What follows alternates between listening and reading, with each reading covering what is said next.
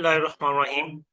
First previous class में हमने कुछ फार्मूलाज को क्या स्टॉक के फार्मूलाज को डिस्कस किया था। Zero growth stock, constant growth, non constant growth.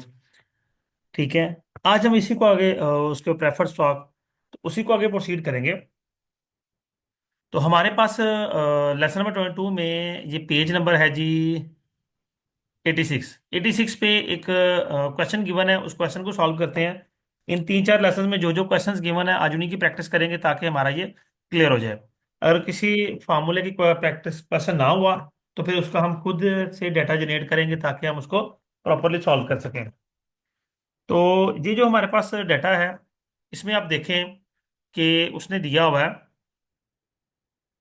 वो कहता है suppose you buy a stock today. आज आपने एक स्टॉक बाय किया है एंड आप ये ईयर एंड पे उसे सेल करना चाह रहे हैं। ठीक है, एक साल बाद उसे सेल करना चाह रहे हैं। और उस वक्त जब आप सेल करेंगे तो वो $70 का सेल होगा एट दैट टाइम। डिविडेंड आपको $10 मिलेगा एक साल के अंदर। और आपका रिक्वायर्ड रेट ऑफ रिटर्न जो है, आप जो रिटर्न रिक्वायर कर रहे हैं वो है 25%। तो वो कह रहा है कि इसकी प्रेजेंट वैल्यू कैलकुलेट करें आज की जिस रेट पर आपने बाय किया है। यानी कि यहाँ पे उस दो चीजें बात कर रहा है। एक तो वो बात कर रहा है, हम थोड़ा सा डाटा निकाल लें तो चीजें क्लियर हो जाएंगी। अब इस डाटा के अंदर उसने हमें एक तो हमें ये बताया कि जो स्टॉक मैंने बाय किया है,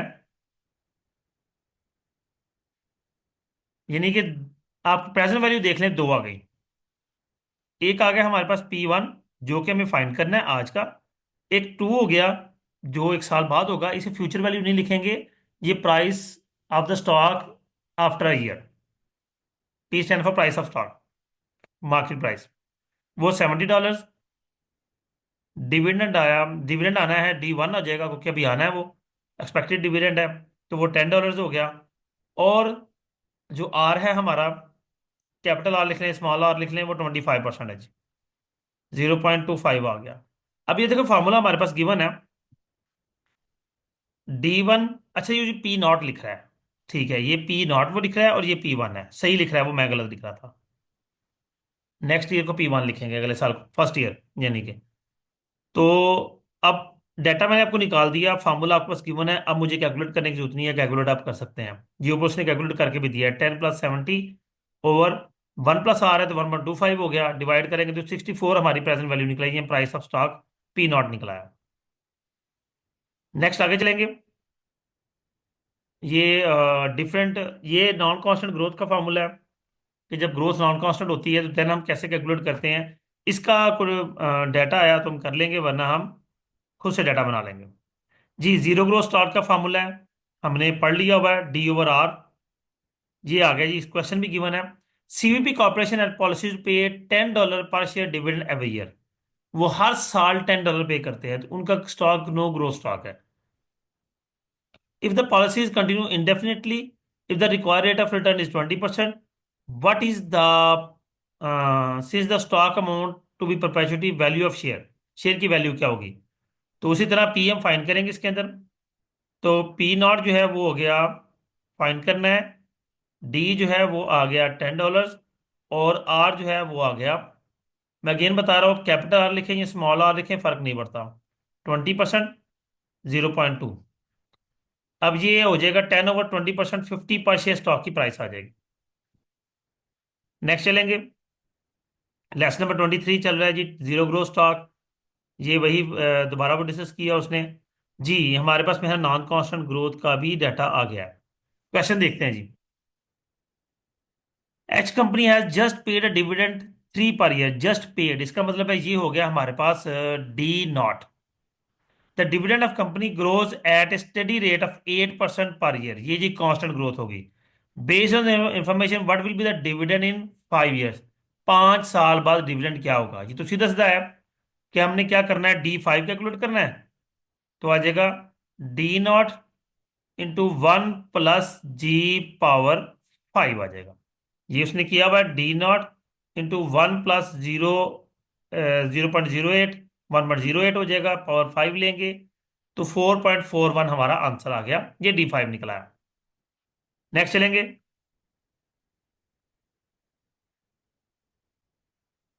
ये जी हमारे पास जॉर्डन ग्रोथ मॉडल या डिविडेंड डिस्काउंट मॉडल है, दोनों नाम है इसके। Suppose D naught is 2.3, R is 13%, G is 5%। What is the price of stock? D naught given है तो डी नॉट के लिए 1 + जी जरूर करेंगे, ये उसने किया हुआ है। अब चूंकि ये डाटा सारा डायरेक्टली मौजूद है तो मैं कुछ भी नहीं लिखूंगा।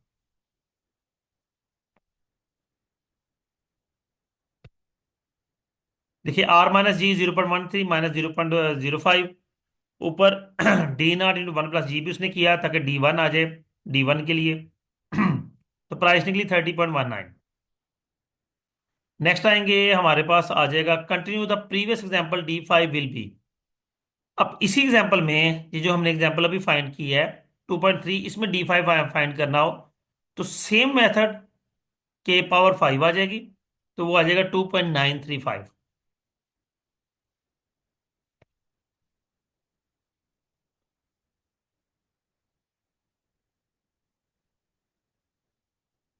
अच्छा, यहाँ पे थोड़ा सा मामला डिफरेंट है, इसको ध्यान से देख लीजिएगा। उसने कहा है what we get the price of stock in 5 years. हमें 5 साल बाद स्टॉक की प्राइस चाहिए। बेटा देखिए, जिस तरह P0 होता है D1/R - जी, तो P5 होगा D6/R - जी। इस बात को ध्यान से देख लीजिएगा स्टूडेंट, इसमें अक्सर गड़बड़ करते हैं। P5 के लिए D5 ले लेते हैं तो वो गड़बड़ हो जाती है। देखिए, P0 है मौजूदा प्राइस के लिए, हम अगले साल का डिविडेंड ले रहे हैं तो 5वें साल की प्राइस के लिए छठे साल का डिविडेंड लेंगे। ठीक है, एक साल हम प्रोसीड करेंगे। तो यहाँ पे वो यही काम कर रहा है। D5 हमने फाइंड कर लिया हुआ है, तो 1 + जी कैलकुलेट करेगा तो D6 आ जाएगा ये। ठीक है, और नीचे सेम उसी तरह से, तो हमारे पास प्राइस निकली 38.52, यानी कि 5 साल बाद P5 जो है हमारे पास वो 38.52 आएगा। जी, the next dividend of the company is 4 per share, ये D1 है जी। Investor required rate of return ये आ रहा है आपका 16%, एंड जी जो है आपका 6%। तो सिंपली अब आप डायरेक्टली फाइंड कर सकते हैं, D1 भी गिवन है डायरेक्टली। 16/10, 10 0.1 आ जाएगा, तो 0.140 आपका स्टॉक का प्राइस आ जाएगी। ये उसने कैलकुलेट कीजिए, 40 आ गई जी। सॉल्व उसने साथ ही किए हुए हैं, इसलिए मैं इसमें ज्यादा। अच्छा, we already have dividend in 1 year, we know that dividend in 4 years is equal to. अब देखें, जो कि हमारे पास D1 गिवन है हमें, अगर D0 होता तो हम करते 1 + G⁴। अब जो कि D1 गिवन है, तो एक साल गुजर गया तो अब पावर 3 आएगी, तो यही उसने यहाँ पे किया हुआ है, पावर 3 ली है। चेक कर सकते हैं आप। फिर D4 आ गया, तो P4 के लिए D5 चाहिए हमें, प्राइस इन 4 ईयर्स, चौथे साल में प्राइस क्या मिलेगी। Notice that P4 is P0 multiply 1 + G⁴ आएगा। तो कैलकुलेट करते हैं, सेम आया जी, जबरदस्त। P0 P4 ये 50.5 आया, तो जब आप उसका 1 + G⁴ करेंगे तो भी 50.5 ही आएगा। दैट ये एक बात नहीं आई है, इसको जहन में रखिएगा। ठीक है, कि किसी साल की प्राइस अगर P0 गिवन है तो हम किसी भी साल की प्राइस मालूम कर सकते हैं कि P0 × 1 + G⁴ करके, जिस तरह D0 या D1 कैलकुलेट करते हैं, D4 कैलकुलेट करते हैं। और जी आगे प्रोसीड करते हैं।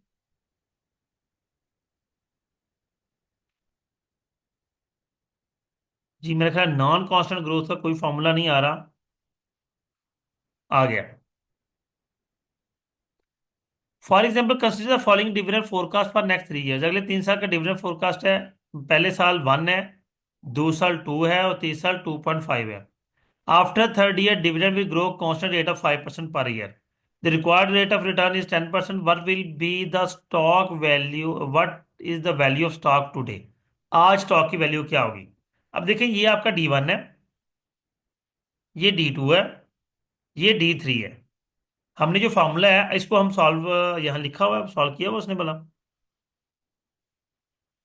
हाँ बिल्कुल किया हुआ है, दैट्स इट।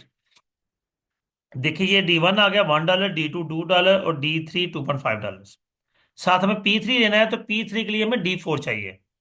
तो D3 × 1 + G उसने किया, और जी उसने क्या दिया था, 5% है। जी उसने 5% में दे दिया है।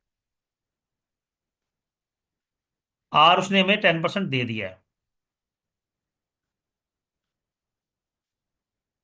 तो हम पहले P3 मालूम करेंगे, देन उसको फार्मूले में पुट करेंगे, और ये फार्मूला ध्यान से देखिएगा कि ये नॉन कांस्टेंट ग्रोथ का फार्मूला है। अब आप यहाँ पे ये सवाल करें करते हैं अगर, कि नॉन कांस्टेंट ग्रोथ यहाँ कहीं मेंशन नहीं थी, तो अल्टीमेटली बात है, देखें 1 से 2 डॉलर आने में 100% ग्रोथ होगी, 2 से 2.5 आने में 40% ग्रोथ होगी। 40% नहीं बनता मेरा ख्याल है, नहीं 25% ग्रोथ। देखिए पहले 100%, फिर 25%, और फिर डायरेक्टली हम 5% पे आ गए। तो ये नॉन कांस्टेंट ग्रोथ है। लेकिन दूसरी चीज ध्यान में रखिएगा कि नॉन कांस्टेंट ग्रोथ भी तब तक डिविडेंड कैलकुलेट करते हैं up to the growth is constant, तब तक जब तक ग्रोथ कांस्टेंट ना हो जाए। ये तीसरे साल के या 30वें साल में भी जाके 20 साल बाद, 25 साल बाद भी होती है, तो 25 साल तक के डिविडेंड्स हम कैलकुलेट करते, और फिर हम उनकी डिस्काउंटिंग करते। ये जो हम डिवाइड करते हैं ना 1 + R से, ये डिस्काउंटिंग कहते हैं इसको। अगर हम मल्टीप्लाई करें तो वो कंपाउंडिंग कहलाती है।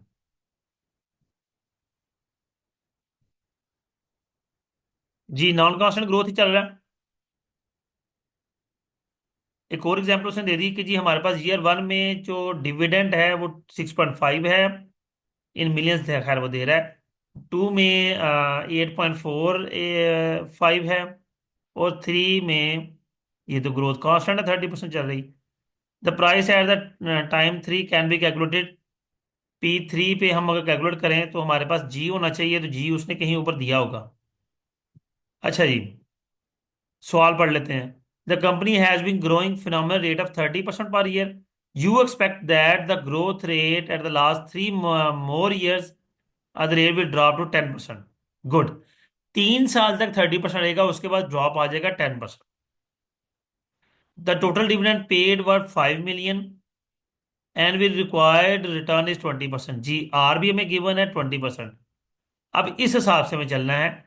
तो पहले 30% है, तो चौथे साल जाके जो कि ग्रोथ कांस्टेंट हो गई है, तो अब ये यहां तक D1 D2 D3 और P3 कैलकुलेट होगा। P3 ये उसने कैलकुलेट कर लिया, 120.585 आया।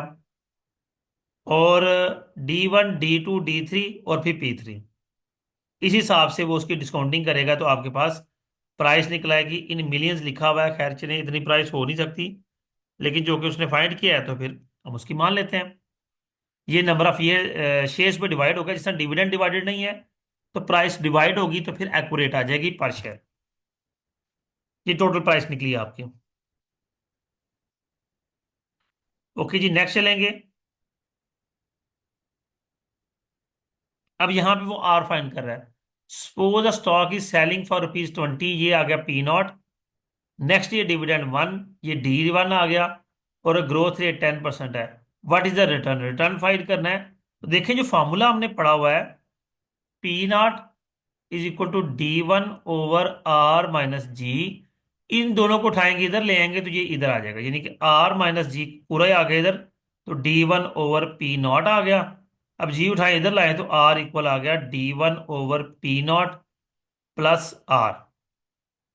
ये आपका फॉर्मूला बन गया। अब आपने डाटा इनपुट करना है। ओके जी, ये हमने ऑलमोस्ट जितने भी क्वेश्चंस गिवन थे वो कर लिए। अब कुछ चीज़ें थ्योरेटिकल आ रही हैं, उनको भी साथ साथ डिस्कस कर लेते हैं। कांस्टेंट ग्रोथ रेट बात हो गई है। अच्छा जी, कॉमन स्टॉक के फीचर्स की वो बात कर रहा है, तो इस पे थोड़ी सी बात कर ले। कॉमन स्टॉक के फीचर्स में हमारे पास आता है कि कॉमन स्टॉक, मैं थोड़ा सा कुछ समझा दूं। दो तरह के स्टॉक है, कल हमने बात की थी, एक प्रेफर स्टॉक है, एक कॉमन स्टॉक है। कॉमन स्टॉक, प्रेफर स्टॉक वालों के पास मालिकाना हकूक नहीं होते, यानी कि जो राइट कॉमन स्टॉक वालों के हैं वो प्रेफर्ड स्टॉक वालों के पास नहीं है। इनके पास शेयर होल्डर राइट है, ये शेयर होल्डर कहलाएंगे। कॉमन स्टॉक प्रेफर्ड स्टॉक वाले शेयर होल्डर नहीं कहलाएंगे। इनके पास वोटिंग राइट होता है, ठीक है। मुख्तलिफ क्लास ऑफ शेयर स्टॉक्स होते हैं, और बहुत से राइट्स होते हैं। जबकि नए स्टॉक इशू कर रहे हैं, तो इनके पास ये राइट आता है कि पहले इनसे पूछा जाता है, या इनको इशू किए जाते हैं, सस्ते दे दी जाते हैं, फिर इन्हें कहा जाता है जनाब आगे जिसको मर्जी बेच लें। और इनको जो डिविडेंड मिलता है वो भी फिक्स नहीं होता। अब ये जो हुआ है ना shareholder right control organisation by electing the directors. Shareholder right क्या है? ये डायरेक्टर्स इलेक्ट कर सकते हैं, मुख्तलिफ एक्टिविटीज ऑडिटर हाँ इलेक्ट कर सकते हैं, कि ये वोटिंग कर सकते हैं। अब जब वोटिंग की बारी आती है तो वोटिंग दो तरह की होती है, एक क्यूमुलेटिव वोटिंग होती है, एक स्टेट वोटिंग होती है। इन दोनों को पढ़ लेते हैं, ये क्या है, क्योंकि इसका शॉर्ट क्वेश्चन अक्सर पेपर में आ जाता है। क्यूमुलेटिव वोटिंग होती है adopt to permit minority practice participation. The total number of votes that each share holder may cast is determined first by multiplying the number of shares with the number of directors to be elected. इस बात को समझना बड़ा जरूरी है। ठीक है, देखें, मैं थोड़ी सी एग्जांपल के साथ समझा देता हूं। मिसाल ले लेते हैं कि मेरे पास हैं 100 शेयर्स। एक शेयर एक वोट होता है, तो मेरे पास 100 वोट हो गए। अब क्यूमुलेटिव वोटिंग क्या कहती है कि जी 5 डायरेक्टर्स इलेक्ट होने हैं, तो हर डायरेक्टर को आप 100 वोट करते हैं, तो आपको इजाजत दी जाती है कि आप 100 × 5, 500 वोट आपके पास हो गए। आप ये 500 वोट किसी एक डायरेक्टर को डायरेक्टली भी दे सकते हैं। आप कहते हैं जी मैं एक डायरेक्टर को नॉमिनेट करता हूं अपनी तरफ से, मैं अपना सारा वोट इसको दे देता हूं। आपने उसको 500 वोट दे दिए। ये जो कि छोटे लेवल पे मैंने बात की है, कंपनी के मिलियंस ऑफ शेयर्स होते हैं, तो लोग जो कंपनी के शेयर होल्डर्स हैं, किसी कोई 5% शेयर होल्डर का मालिक है, वो 10% है, कोई 20% है, कोई 30% है। अब देखें, जो स्ट्रेट वोटिंग होती है उसके अंदर एक डायरेक्टर सामने आया जी, इसको हम इलेक्ट करना चाह रहे हैं, जो इसके हक में वोटिंग करें वो करें, जो इसके खिलाफ करते हैं वो करें। अब जो मिनॉरिटी वोटर्स होंगे जिनके पास शेयर्स कम हैं, एक बंदा है 20% वोट शेयर्स है उसके पास, एक बंदा है उसके पास 30% शेयर्स हैं, ठीक है, एक बंदा है उसके पास 46% शेयर्स हैं। अब ये तीनों मिला ले तो 70% हो गया। और बाकी छोटे छोटे, किसी के पास 2% है, किसी के पास 3% है, किसी को 5% है। अब ये छोटे छोटे जितने भी वोटर्स हैं वो सारे मिल जाए, 30% हुआ, तो जिसको भी 70% वाले वोट करेंगे वो इलेक्ट हो जाएगा। तो फिर क्यूमुलेटिव वोटिंग में क्या होता है, कहा जाता है कि जी आप के वोट को 5 डायरेक्टर हैं तो 5 से मल्टीप्लाई कर दिया गया। अब वो 30% वालों के पास भी 5 गुना वोट हो गए, तो वो किसी एक सारे मिलके किसी एक डायरेक्टर को सारे वोट कर दे, तो बाकी 70% वाले कुछ भी नहीं कर सकते, क्योंकि अब पांचों डायरेक्टर्स को वोट कर रहे हैं इकट्ठे। 5 सामने खड़े हैं, चलें जी वोट करें। अब 30% वालों ने सब ने इकट्ठे होकर कहा कि जी हम इस एक डायरेक्टर को, डायरेक्टर नंबर 1 को हम सारे वोट करते हैं। अब पीछे 4 डायरेक्टर्स रह गए, तो 70% वाले चारों में अपने वोट डिवाइड करेंगे। ठीक है, तो 30% वालों ने भी अपनी मर्जी का एक डायरेक्टर इलेक्ट करवा लिया। ये क्यूमुलेटिव वोटिंग होती है। अगर स्टेट वोटिंग हो तो फिर एक डायरेक्टर सामने आएगा, 70% वालों ने उसे वोट किया उसके हक में, तो वो इलेक्ट हो गया। अगेंस्ट किया तो दूसरे कुछ भी नहीं कर सकते, वो इलेक्ट नहीं होगा।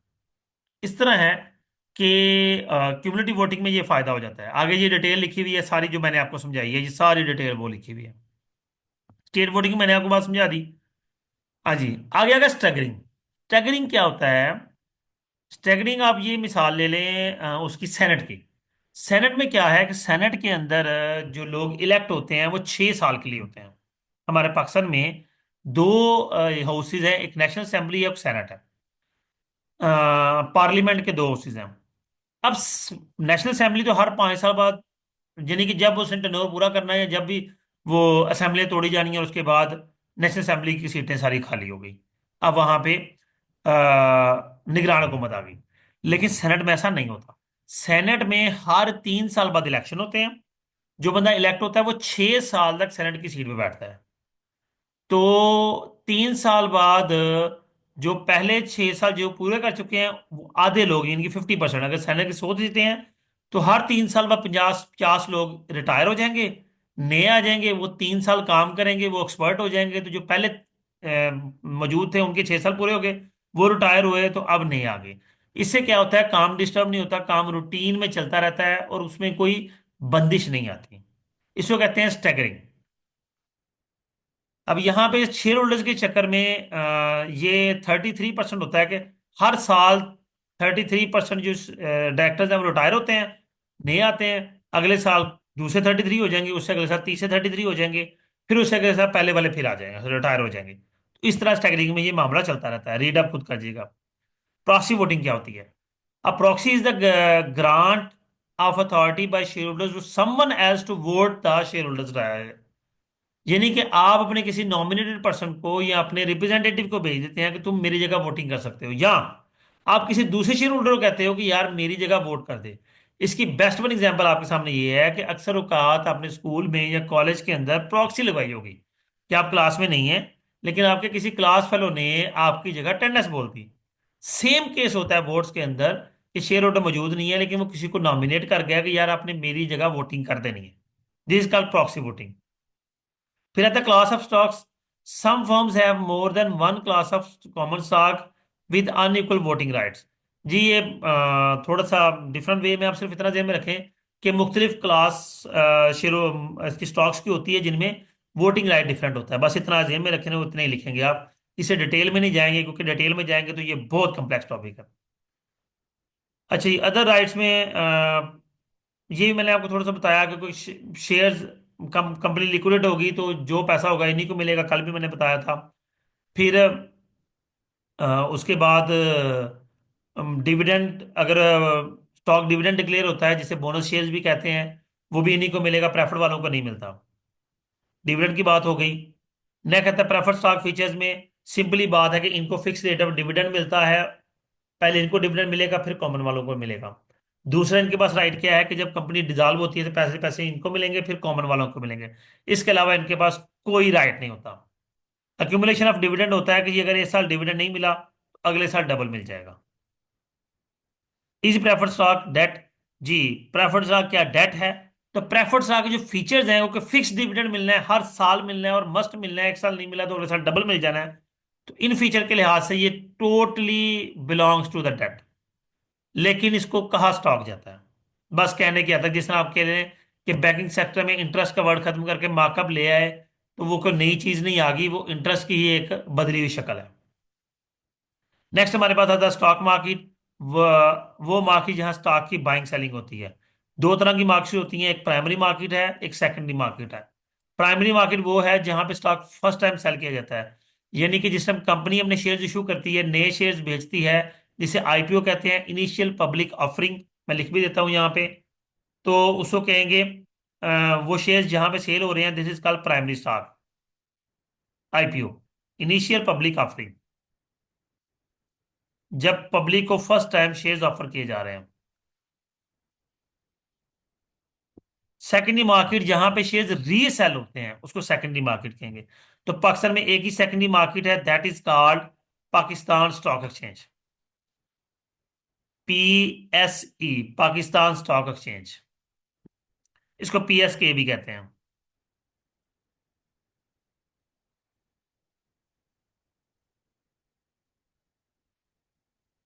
नेक्स्ट चलेंगे जी, डीलर।